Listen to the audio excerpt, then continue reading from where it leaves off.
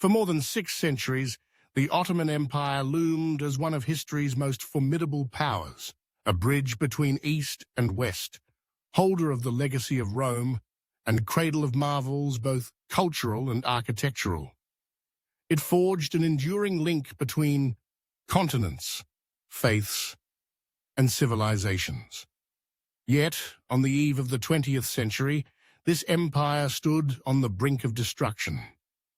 Was its demise preordained by the workings of fate, pulled down by foreign wolves at its door, or did it collapse under the weight of its own decay?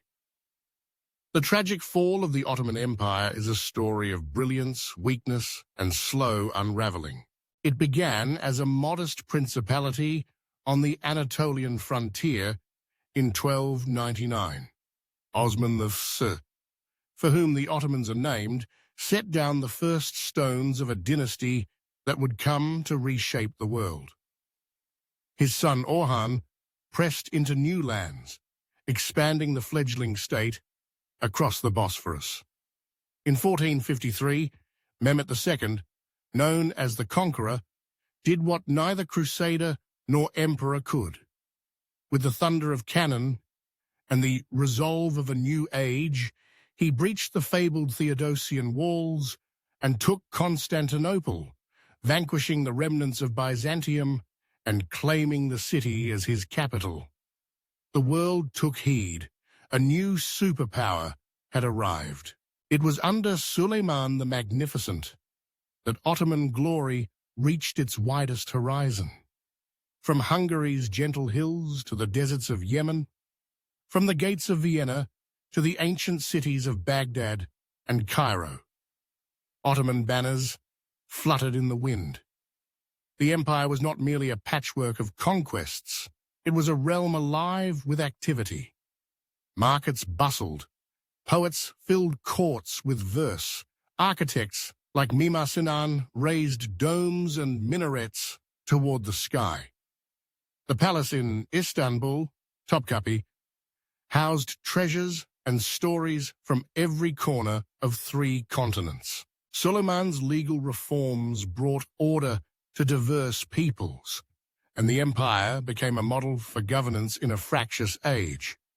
The Janissaries, an army formed from Christian boys given over to imperial service, became symbols of Ottoman strength and discipline. For centuries, Europe stared eastward in awe, and at times, in fear. Yet even at this height, trouble brewed beneath the surface. Great empires fall not overnight, but bit by bit.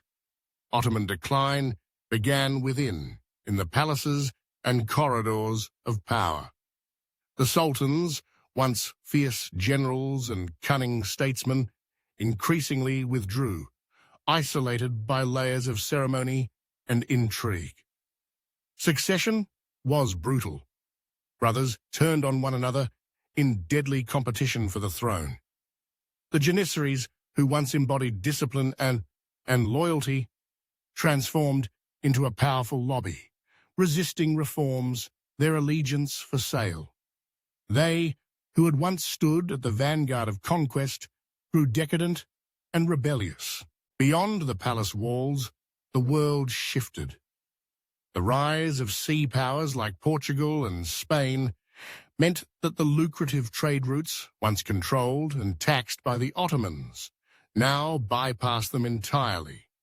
Wealth drained away, and new luxury goods from the East arrived instead in London, Amsterdam, or Lisbon. Economic stagnation set in like a slow fever, weakening state finances and deepening dependence on foreign loans. The phrase, "sick man of Europe," wasn't just a label. It became a symbol of how the world viewed the Ottoman Empire in its final centuries. A once mighty civilization that had dominated continents, now visibly withering under the weight of its own legacy. But the term implied more than mere weakness. It reflected a deep and painful unraveling, a slow, relentless bleeding of strength and influence. Over time, internal stagnation, bureaucratic corruption, Military inefficiency and poor leadership sapped the vitality of a state that had once inspired awe and fear across the world. The empire wasn't simply falling. It was decaying from within, struggling to adapt as the modern world surged ahead. Through the 19th century, the empire's borders crumbled, seemingly one province at a time. The Balkans, once subdued and administered with an iron hand, erupted in rebellion after rebellion. Greek nationalists, inspired by both Romanticism and realpolitik, kindled a war of independence. Soon, Serbia and Romania followed, each prying themselves loose with aid from Russia or Austria. Egypt, the empire's breadbasket, fell under the sway of Muhammad Ali, a local governor whose ambition and military skill rendered the Sultan a mere figurehead. Further afield, the Russians saw opportunity in Ottoman weakness, pushing south to access warm water ports and protect fellow Orthodox Christians. The British eyed the Suez Canal and trade routes to India. Wars, treaties, and uprisings carved away Ottoman lands year by year, crisis by crisis. Then came the earthquake of World War I. As Europe plunged into total war, the Ottomans, betting on a German victory, found themselves beset from all sides. The heart of the empire became a battlefield. In Anatolia, the Ottoman military and government orchestrated the deportation and mass murder of Armenians, an event recognized today as genocide and the subject of ongoing sorrow and controversy. Arab provinces, long restive, rose in revolt, promised independence by the wily diplomacy of the British and fueled by the dream of liberty. On distant fronts, Gallipoli, the sands of Sinai, the plains of Mesopotamia, Ottoman soldiers fought and bled. The machine guns and poison gas of the Great War were merciless. By 1918, the Ottomans had lost the war. The Sultan's government capitulated and Allied troops occupied Constantinople itself, a humiliation unthinkable only decades before. At peace talks, the victors carved up what remained.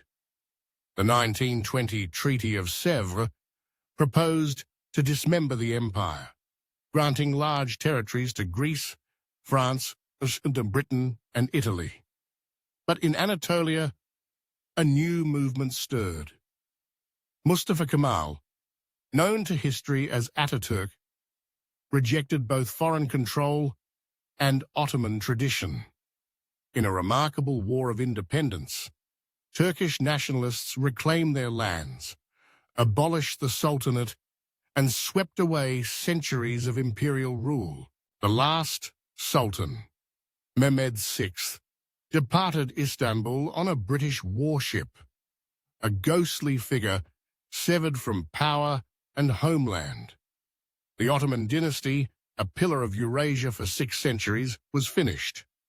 The empire's demise was not the spectacular fall of a titan, but a slow, unsparing fading from the world stage, death by 1,000 cuts. Why did the Ottoman Empire collapse? The answer is complicated. Some point to the stagnation of institutions that had once delivered victory and stability, now shackles on reform. Others blame the rise of nationalism, Christian and Muslim alike, sparked in part by the Enlightenment and foreign intrigue. Industrialization had transformed Western Europe and left the Ottoman state behind, unable to modernize army or economy fast enough to compete. Foreign powers harried the periphery and exploited weakness within. The truth is not found in one reason, but in many. Internal failings magnified by external pressures. Yet from the wreckage emerged something new. Turkey arose from the old empire's heart, forging a modern republic and a new identity. Across the Middle East and the Balkans, Ottoman legacies, mosques, citadels, customs remained, shaping nations born from the fragments. The memory of the Ottomans, their splendor and their suffering, endures along the Bosphorus and beyond. Their story is a parable of rise, glory, and inevitable change. What, in the end, brought down the empire? Could it have endured with stronger leadership, with swifter reform, with greater unity? These questions haunt historians and rivet the imagination even today. History leaves no simple answers. The Ottomans are gone, but their echoes still resonate. In stone, in story, in the pulse of modern life. Their fall is a lesson and a mystery for those who seek to understand how greatness can slip through the fingers of time.